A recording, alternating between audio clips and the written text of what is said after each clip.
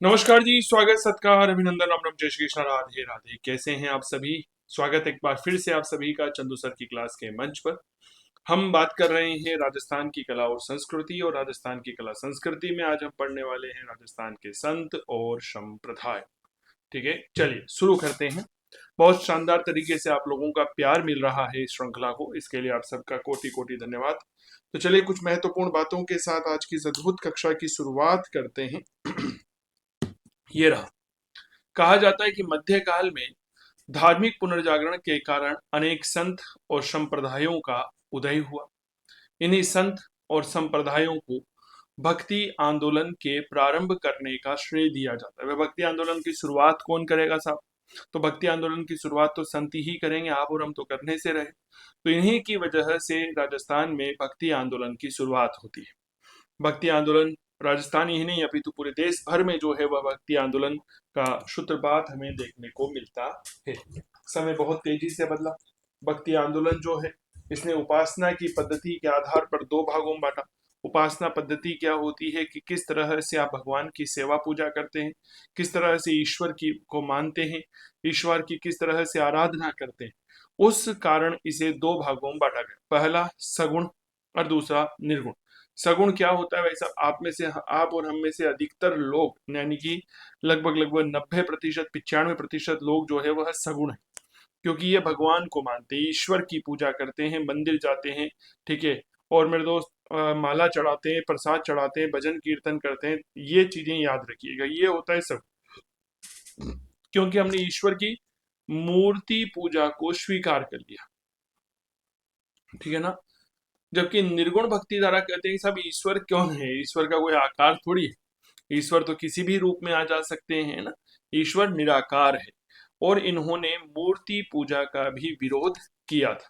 सगुण भक्ति धारा के कुछ महत्वपूर्ण संत हुए, इधर मैंने निर्गुण धारा के संत लिखा दिए। ये प्रश्न पूछा जाता है, आपको पता ही होगा कि निम्नलिखित में से कौन सा भक्ति संत है जो सगुण की श्रेणी में आता है?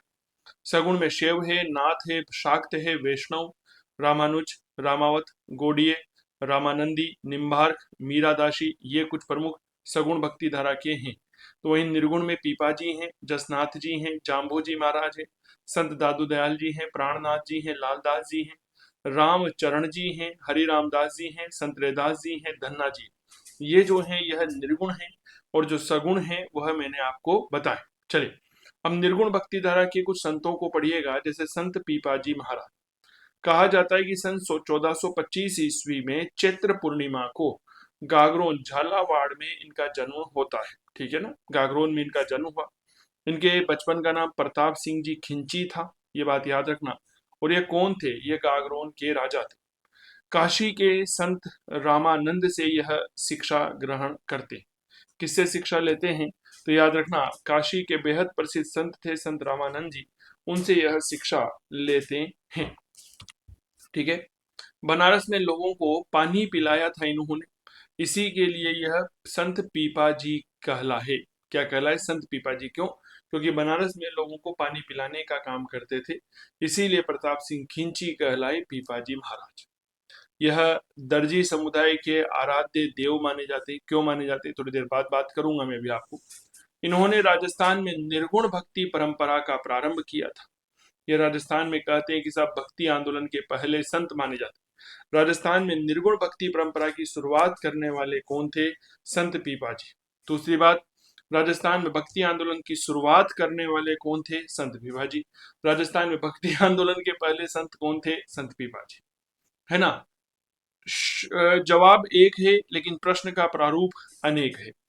इनके जो मंदिर है यह गागरोन में है, समदड़ी बाड़मेर में है। यहाँ पर ये सिलने का काम करते थे, कपड़े सिलने का, इसीलिए दर्जी समुदाय के आराध्य देव बने।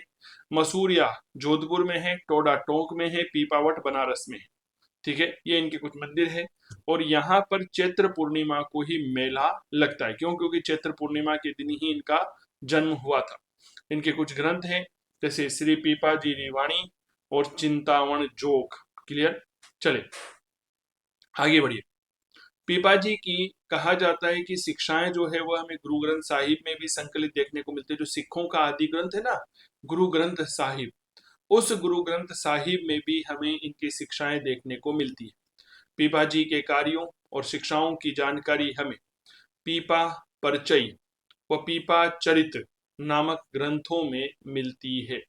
तो पीपा जी के कार्यों और शिक्षाओं की जानकारी हमें पीपा परिचय, पीपा चरित्र नामक ग्रंथों में मिलती है। संत पीपा जी संत कबीर को अपना गुरु तुल्य और अपना पथ प्रदर्शक मानते थे।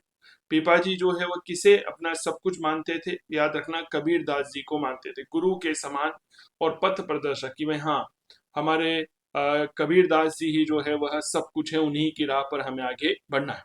इनका देहांत चैत्र माह के कृष्ण पक्ष की नवमी को हुआ था। कहाँ हुआ? टोडा रायसिंह में हुआ था, और इसी टोडा रायसिंह में पीपा जी की गुफा स्थित है। यह प्रश्न आपके पूछा जाता है। संत पीपा जी की छतरी कहाँ पर है? गागरोन में है। याद रखना, जन्म गागरोन में हुआ, यहीं पर छतरी है। पीपा जी की गुफा कहाँ पर है? टोडा रायसिंह में है। इस गुफा में रहकर, टोडा रायसिंह की गुफा में रहकर संत पीपा जी ने क्या की थी? तपस्या की थी। संत जसनाथ जी महाराज, याद करिए, मैं संत और साहित्य की क्लास आपके पहले ले चुका हूं, ठीक है ना, ये बात याद रखना। यह जसनाथी संप्रदाय के संस्थापक थे। 1482 में। अच्छा, जसनाथी संप्रदाय क्यों जाना जाता है? याद रखना, जसनाथी संप्रदाय को हम याद करते हैं अग्नि नृत्य के लिए। बीकानेर में एक जगह आती है कतरियासर, है ना, कतरियासर में अग्नि नृत्य किया जाता है। 1482 में कार्तिक शुक्ल एकादशी को कतरियासर बीकानेर में जन्म हुआ था, ठीक है। इनके बचपन का नाम जसवंत है, गुरु का नाम गोरखनाथ है। इनका जो तपस्या स्थल है ये गोरख मालिया पर्वत है, जो कि कहाँ पर पड़ता है जी? बीकानेर में। तो तपस्या स्थल है गोरख मालिया पर्वत, बीकानेर। इनके प्रारंभिक अनुयायी हारोजी और जियोजी हैं। इनके अनुयायी परमहंस कहलाते थे, यानी कि जो शुरुआती जीवन में जो इनके शिष्य बने ना जसनाथ जी भगवान के, उनका नाम था हारोजी और जियोजी। जो बाद में बने उन्हें हम परमहंस कहते हैं, जो इनको मानते हैं। इन्होंने कुछ ग्रंथ लिखे, जैसे जलम झूलरो, सिद्ध जीरो सिर लोके और सिंभू धड़ा। इसके अलावा इन्होंने कोंडा, गोरखछंद, जाड़ो, ये इनके कुछ शानदार किताबें हैं। तो थोड़ा सा आप याद रखिएगा कि इनकी किताबें कौन कौन सी है। जलम झूलरो है, सिद्ध जीरो सिर लोके है, सिंभू धड़ा है, कोडा है, गोरखछंद है, जाड़ो है। यह जाट जाति के आराध्य देव है। क्या है साहब? यह जाट जाति के आराध्य देव कहलाते हैं। सिकंदर लोधी ने जसनाथ जी को कतरियासर में जमीन प्रदान की थी। क्या प्रदान की थी? याद रखिएगा, जमीन प्रदान की थी। किसे प्रदान की थी? जसनाथ जी को किसने प्रदान की थी? सिकंदर लोधी ने। केवल और केवल 24 वर्ष की उम्र में ही हमारे महान संत जसनाथ जी ने कतरियासर बीकानेर में जीवित ही समाधि ले ली। क्या बात क्लियर हो गई? और देखिए, इनकी समाधि पर इनकी पत्नी जो काजल दे है, उनकी स्मृति में एक ओढ़नी ओढ़ाई जाती है, जिसे हम भौरी ओढ़नी कहते हैं। तो भौरी ओढ़नी का संबंध किससे माना जाए? बहुत छोटा सा लेकिन बड़ा गजब का प्रश्न है सर। जसनाथ जी की पत्नी काजल दे की स्मृति से जोड़ा गया है। यह बात थोड़ा सा ध्यान दीजिएगा, किससे जोड़ा गया है? काजल दे की स्मृति से जोड़ा गया है। भौरी ओढ़नी किसकी पत्नी थी? याद रखिएगा, यह संत जसनाथ जी की पत्नी थी, ठीक है, संत जसनाथ जी की पत्नी थी। क्लियर? चलिए जी आगे बढ़िए। 1504 में जसनाथ जी ने कतरियासर में जसनाथी संप्रदाय की स्थापना करी। अब साहब, जसनाथी संप्रदाय के बारे में इतिहास में थोड़ा सा समझिए।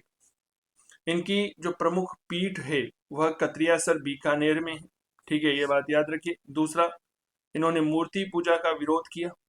36 प्रकार के नियम बताए, 36 नियम बताए थे। और भगवान जाम्बोजी जो है उन्होंने 29, 20 प्लस 9 नियम बताए थे, 20 नोई। नित्य हवन करने की बात करी। गले में काला धागा पहनते थे, भगवा वस्त्र धारण करते थे, जाल वृक्ष और मोर पंख को पवित्र मानते और अग्नि नृत्य करते। ये अग्नि नृत्य कहीं बार हमसे परीक्षा में पूछा जाता है, कतरियासर में किया जाता है, ठीक है। कुछ ग्रंथ इनकी स्मृति में लिखे गए, जैसे जीव समझोतरी, ये संत लालदास जी का ग्रंथ है, जीव समझोतरी, ठीक है। यशोनाथ पुराण, यह किसने लिखा? संत रामनाथ ने लिखा था। जसनाथी संप्रदाय का यह सबसे महत्वपूर्ण ग्रंथ माना जाता है। कौन सा माना जाता है? यशोनाथ पुराण। किसने लिखा है? संत रामनाथ जी ने लिखा है। इसके बाद संत जाम्बोजी महाराज, विष्णुई संप्रदाय के हुए हैं भगवान जाम्बोजी। ठीक है। 1451 में भाद्रपद कृष्ण अष्टमी, जिसे हम जन्माष्टमी कहते हैं, ठीक है, और राधा अष्टमी कब आती है? भाद्रपद शुक्ल अष्टमी को आती है। को पीपासर नागौर में परमार वंशीय राजपूत परिवार में इनका जन्म होता है। ठीक है।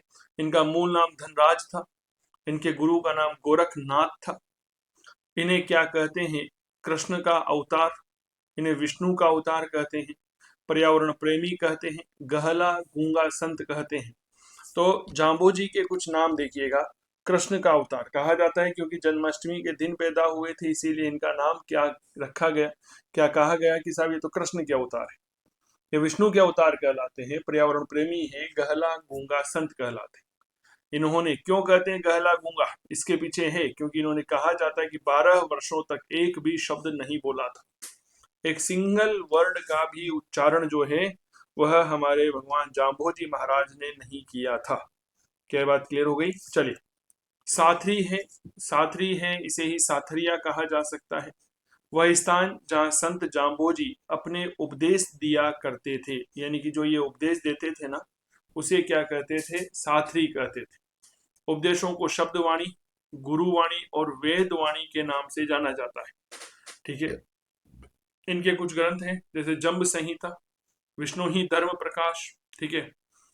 एक ग्रंथ आता है जम्ब सागर, जिसमें 20+9 यानी कि कुल 29 नियमों या उपदेशों और 120 शब्दों का संग्रह है। ठीक है। जम्ब सागर 20+9 यानी कि 29 नियमों और उपदेशों तथा 120 शब्दों का संग्रह मिलता है। इसका बाद एक आता है जम्ब गीता, इसमें जाम्बोजी के उपदेश है। विष्णुई संप्रदाय में इसे 5वां वेद और 19वां पुराण कहते हैं। किसे कहते हैं साहब? जम्ब गीता। क्यों? क्योंकि इसमें जाम्बोजी भगवान के उपदेश है। और इसकी भाषा कौन सी है? याद रखिएगा जी, राजस्थानी भाषा है। ठीक है। चलिए, जाम्बोजी के प्रभाव से सिकंदर लोधी ने गो हत्या पर प्रतिबंध लगा दिया था। जाम्बोजी का प्रभाव, क्योंकि जाम्बोजी क्या है जी, पर्यावरण प्रेमी देवता के रूप में जाने जाते हैं ना, बस इनका प्रभाव इतना ज्यादा था कि उस प्रभाव की वजह से सिकंदर लोधी ने जो है वह गो हत्या पर प्रतिबंध लगा दिया था। ठीक है ना, ये बात थोड़ा सा ध्यान रखिएगा।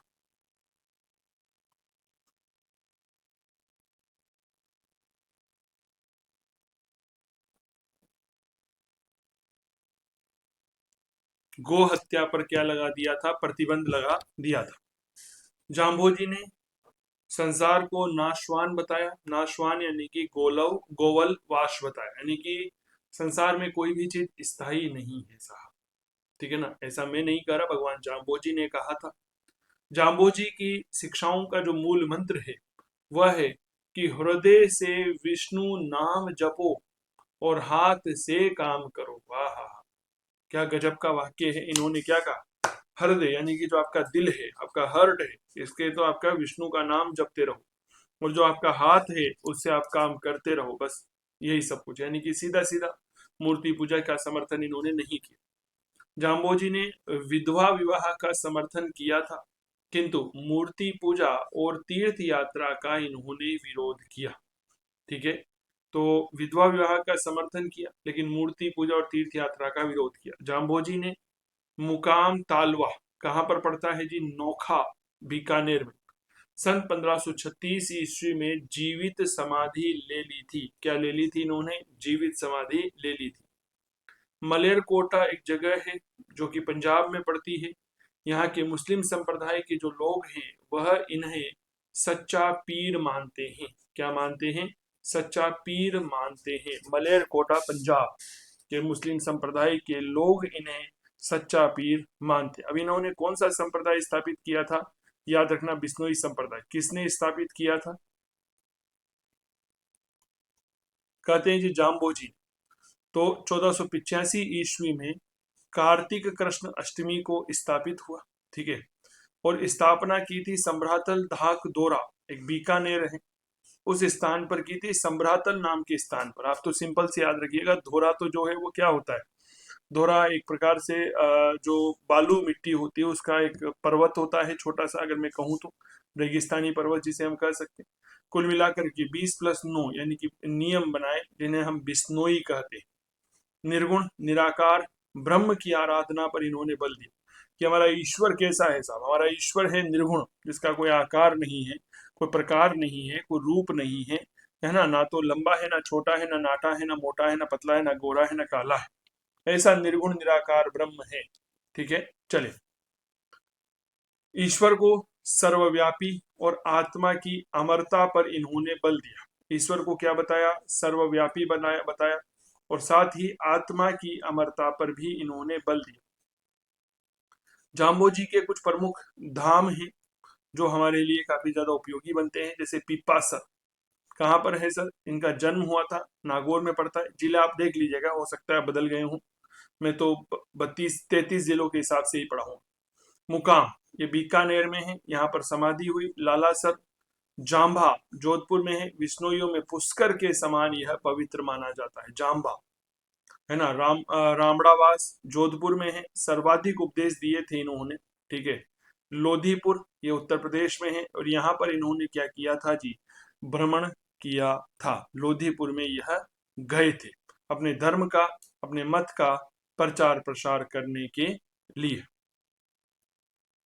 इसके बाद संत दादू दयाल जी महाराज। देखो, संत दादू दयाल जी के द्वारा जिस पंथ की स्थापना की गई उसका नाम आता है दादू संप्रदाय। ठीक है। 1544 में फाल्गुन शुक्ल अष्टमी को अहमदाबाद में इनका जन्म होता है। इनकी कर्म भूमि राजस्थान है। ठीक है। इनके पालनकर्ता लोदीराम ब्राह्मण हैं, और इनके गुरु का नाम वृद्धानंद जी है। गुरु का नाम क्या है? वृद्धानंद जी। इन्हें महाबली के रूप में जाना जाता है। कुछ इनके और नाम भी हैं, जैसे राजस्थान का कबीर कहते हैं, इन्हें दयाल कहते हैं, क्योंकि दादू दयाल शॉर्ट नाम हो जाता है। राजस्थान में भक्ति आंदोलन के प्रमुख संत के रूप में हम इनको जानते हैं। 19 वर्ष की आयु में संत दादू दयाल जी जो है यह राजस्थान आए। मूल रूप से जन्म जो है ना वो कहाँ पर हुआ था जी? अहमदाबाद में हुआ था। कहा जाता है कि साहब जैसे इनका जन्म हुआ ना, तो इनके माता पिता ने इन्हें एक संदूक में रख करके छोड़ दिया था। ठीक है। तो उसके बाद मेरे प्यारे साथियों, इनके लोधीराम जी ब्राह्मण जो थे, जो इनके पालन करता थे, उन्होंने इनको पाला, क्योंकि वो रोज साबरमती नदी जाया करते थे। तो संदूक बहता हुआ में निकला तो उनको पकड़ लिया, उसमें से बालक निकला, बालक दादू दयाल जी हुए। ये बात याद रखना। संत दादू दयाल 19 वर्ष की आयु में राजस्थान आते हैं, और यहाँ लगभग लगभग जो है वह 40 वर्ष तक राजस्थान में रहे थे। कितने वर्ष? 40 वर्ष तक। तो सिरोही, सिरोही से कल्याणपुरा टोंक गए। ठीक है ना। फिर वहां से ये चले जाते हैं, मेरे दोस्त याद रखिएगा, कहीं ना कहीं सांभर जयपुर, फिर अजमेर, और फिर नारायणा जयपुर चले गए 1602 में। सांभर में 2-3 चीजें याद रखना कि 1568 में इन्होंने पहला उपदेश जो है वह यहीं पर दिया था। कहाँ पर दिया था जी? सांभर में। 1574 ईस्वी में ब्रह्म संप्रदाय व दादू संप्रदाय की स्थापना इनके द्वारा की गई थी। तो किसकी स्थापना की थी इन्होंने? ब्रह्म संप्रदाय और दादू संप्रदाय की स्थापना की थी 1574। संत दादू दयाल जी 1585 ईस्वी में अकबर से धर्म चर्चा करने हेतु फतेहपुर सीकरी गए थे। कहाँ गए थे? यह फतेहपुर सीकरी गए थे। यह प्रश्न हमसे इस तरह से पूछा जाता है कि राजस्थान के वह संत कौन है जो अकबर से धर्म परिचर्चा करने के लिए फतेहपुर सीकरी गए थे? क्योंकि अकबर ने जो है ना वह एक धर्म संसद का आयोजन किया था। आप इस तरह से समझिएगा। कहां पर किया था जी? फतेहपुर सीकरी, जिसमें सभी धर्मों के महत्वपूर्ण संत वहां पर आए थे। ठीक है। लेकिन जिसे इबादत खाना कहा जाता है, दादू जी ने ढूंढाड़ी बोली। क्या कहा जाता है? याद रखना, इबादत खाना कहा जाता है। पूजा स्थल है, एक तरह से पूजा स्थल है यह। और यह किसने बनाया था? यह बनाया था अकबर ने। ढूंढाड़ी बोली या सदुकड़ी भाषा में उपदेश दिए थे। यह हिंदी मिश्रित सरल भाषा मानी जाती है। इनका जो उपदेश स्थल है यह अलग दरीवा या चौगान कहलाता है। दादू जी के 2 पुत्र थे। पहला गरीबदास जी, दूसरा मिस्किन दास जी। इनके 2 बेटियां थी, नानो बाई और माता बाई। ठीक है। तो दादू जी का उपदेश स्थल अलग दरीबा।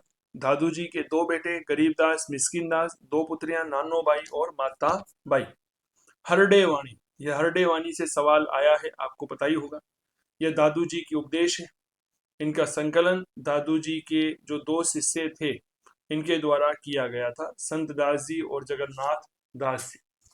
तो हरडे वाणी क्या है, याद रखिएगा, दादू जी के उपदेश है और इसका संकलन दादू जी के दो शिष्यों संत दास जी और जगन्नाथ दास ने किया था। कुछ अन्य ग्रंथ जो हमारे लिए उपयोगी हैं, जैसे दादू जी रिवाणी, दादू जी रादुआ और परिचय का अंग। ठीक है, क्या है, परिचय का अंग है। तो कुछ अन्य ग्रंथ जैसे दादू जी रिवाणी, दादू जी रादुआ और परिचय का अंग, ये कुछ अन्य ग्रंथ है। कुछ दादूपंथी साधु जो हमारे लिए उपयोगी हैं, जैसे दादूपंथी साधु जो है ना, यह अविवाहित रहते, यानी कि कभी शादी वादी नहीं करते और गृहस्थी के बच्चे को गोद ले लेते हैं, यानी कि उसे अपना पुत्र बना लेते हैं, दत्तक पुत्र बना लेते हैं और यह फिर अपना पंथ जो है वह आगे बढ़ाते हैं। ये बात याद रखना। कहा जाता है कि दादू जी के कुल 152 शिष्य थे, जिनमें से 52 शिष्य प्रमुख रहे और यही 52 शिष्य दादू संप्रदाय के 52 खंबे यानी कि 52 स्तंभ कहलाते हैं। ठीक है, कहा जाता है कि दादू जी के शिष्य राघो दास ने अपने ग्रंथ भक्तमाल में इन 52 शिष्यों का उल्लेख किया। ये प्रश्न डायरेक्ट पूछा जाता है कि बताओ दादू जी के 52 शिष्यों की जानकारी हमें कौन से ग्रंथ में देखने को मिलती है। तो याद रखना, यह देखने को मिलती है भक्तमाल में। ठीक है, जहां पर इनके 52 शिष्यों की जानकारी है। दादू पंथ में मृत व्यक्ति को ना तो जलाया जाता है, अगर कोई व्यक्ति मर जाता है दादू पंथ को मानने वाला, तो उनको जलाया नहीं जाता और ना ही उसे दफनाया जाता है। तो फिर क्या किया जाता है, शव को जंगल में छोड़ दिया जाता है। किसके लिए, ताकि वहां पे जो जीने वाले जीव जंतु है, पशु पक्षी है, वह उस शव का सेवन कर सके, उसको खा सके। आप याद करिए, फारसी धर्म जो होता है ना, उसमें भी इसी तरह की परंपरा को अपनाया जाता है। दादू जी ने नारायणा जयपुर जो है, यहाँ की भैराणा की पहाड़ी पर समाधि ली थी। समाधि स्थल जो है वह दादू खोल या दादू पाल की कहलाता है। तो दादू जी ने बताओ ये समाधि कहाँ पर ली थी, नारायणा जयपुर में ली थी। यहाँ पर भैराणे की पहाड़ी पड़ती है, वहां पर ली थी। और समाधि स्थल दादू खोल या दादू पाल की कहलाता है। दादू जी का मुख्य कार्य क्षेत्र जो है वह मध्य राजस्थान रहा है। आज भी आप देखिए, दादू जी के अनुयायी तो हालांकि पूरे भारत में फैले हुए हैं, लेकिन जो मध्य राजस्थान वाला क्षेत्र है, यहाँ पर दादू जी के अनुयायी थोड़ी ज्यादा मात्रा में मिल जाते हैं। दादू पंथ, इनका जो प्रधान गद्दी है यह नारायणा जयपुर में है। आराधना केंद्र दादू द्वारा कहलाता है। इसमें निराकार निरंजन ब्रह्म की आराधना की जाती है। किसकी आराधना की जाती है, निराकार निरंजन ब्रह्म की आराधना की जाती है। ये बात ध्यान रखिएगा। ठीक है, दादू जी की मृत्यु के बाद गरीबदास जी जो है वह दादू पंथ के प्रमुख बने थे। ठीक है, दादू जी की मृत्यु हुई, उनके बाद गरीबदास जी जिनके पुत्र थे वह। अब देखो, दादू पंथ जो है ना, इनमें 6 प्रकार के होते हैं, तो इनके बारे में सवाल पूछा जाता है कौन सा नहीं होता। तो खालसा है, विरक्त है, स्थानधारी है जिन्हें उत्तरादे कहते हैं, खाकी है, नागा है और निहंग है। खालसा क्या होते हैं साहब, खालसा यानी कि केंद्र। और हमारे जो दादू दयाल जी के पुत्र का नाम क्या था, गरीबदास जी। तो गरीबदास जी की परंपरा को मानने वाले, है ना। विरक्त, विरक्ति हम पढ़ते ना, विरक्ति हो गई साहब। विरक्ति यानी कि बेचारा अकेला धकेला रहता है जी, कोई संभालने वाला नहीं है उसको। ठीक है ना, ये बात याद रखिएगा। तो विरक्त क्या होता है, यह अकेला या मंडली के रूप में जाना जाता है। इस बात को ध्यान रखिएगा, दादू पंथ में विरक्त शब्द इंपॉर्टेंट है। 5-7 मिनट। विरक्त, इसे क्या कहा जाता है, अकेला या मंडली के रूप में जाना जाता है। स्थानधारी या उत्तरादे जो अपना स्थान छोड़ दे। अब स्थान छोड़ करके कहाँ जाएगा साहब, उत्तर में जाएगा, नॉर्थ में जाएगा। क्लियर हो गई बात। तो जब उत्तर दिशा में जो चले गए थे, खाकी जो अपने शरीर पर भस्म लगा करके रहते हैं, नागा जो वस्त्रों का त्याग कर देते हैं, निहंग जो एक स्थान से दूसरे स्थान पर आते जाते रहते हैं, यानी कि स्थान भ्रमण करते हैं। क्या बात क्लियर हो गई। चलिए, दादू जी के कुछ शिष्य जैसे संत गरीबदास, इन्होंने दादू पंथ में खालसा वर्ग के प्रवर्तक माने जाते हैं। संत गरीबदास जी की परंपरा को मानने वाले ही क्या कहलाते हैं, खालसा वर्ग के प्रवर्तक। संत रज्जब जी, इनका जन्म सांगानेर के पठान परिवार में हुआ था। यह आजीवन दूल्हे के वेश में रहे थे। इन्होंने कभी भी जो है ना अपनी जो दूल्हे के वेश था उसको नहीं छोड़ा। यह प्रश्न आपके डायरेक्ट आया था एक बार आरएस के पेपर में, मुझे याद है कि एक ऐसे भक्ति संत जो जिंदगी भर दूल्हे के वेश में रहे थे वह कौन थे? संत रज्जब जी थे।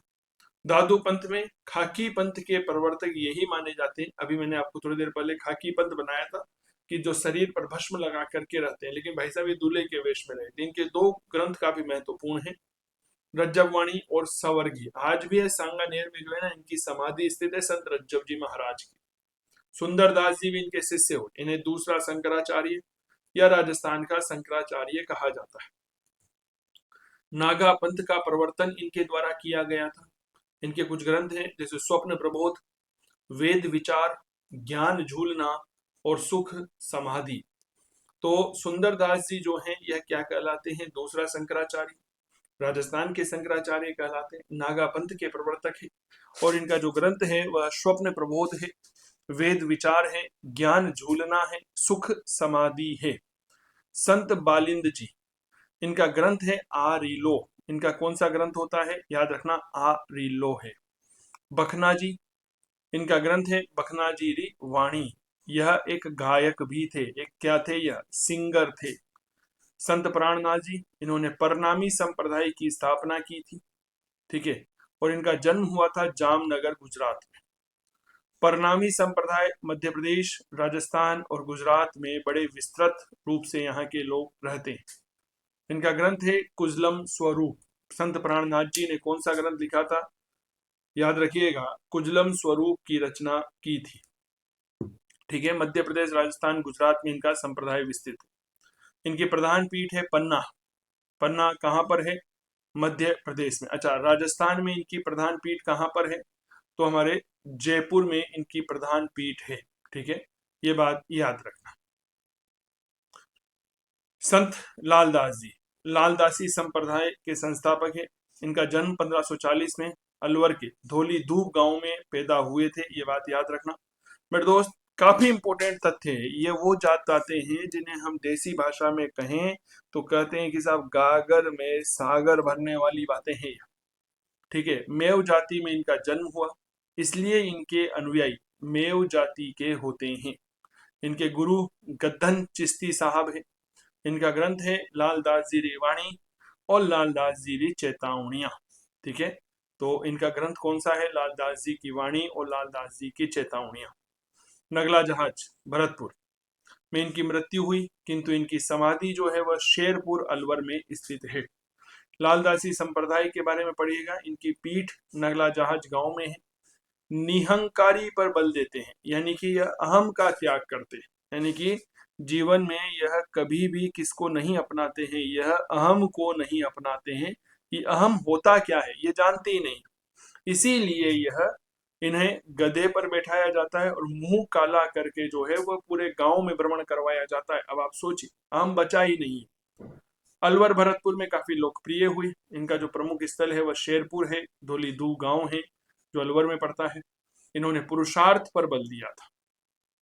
ठीक है, और कहा जाता है कि संत लालदास जी ने औरंगजेब के शासक बनने की भी भविष्यवाणी की थी कि वह हाँ, अब जो है वह कौन राजा बनेगा? वह औरंगजेब ही राजा बनेगा। क्या बात क्लियर हो गई? क्लियर? चलिए जी, तो हम अभी इस कक्षा को यहीं विराम दे रहे हैं। अगली कक्षा में इस टॉपिक को आगे बढ़ाएंगे संत रामचरण दास जी से लेकर के। धन्यवाद। बाकी क्लास कैसी लगी आप कमेंट बॉक्स में हमें जरूर बताइएगा। पीडीएफ के लिए चंदू सर की क्लास मोबाइल एप्लीकेशन डाउनलोड कर लीजिएगा। धन्यवाद। जय हिंद, जय भारत।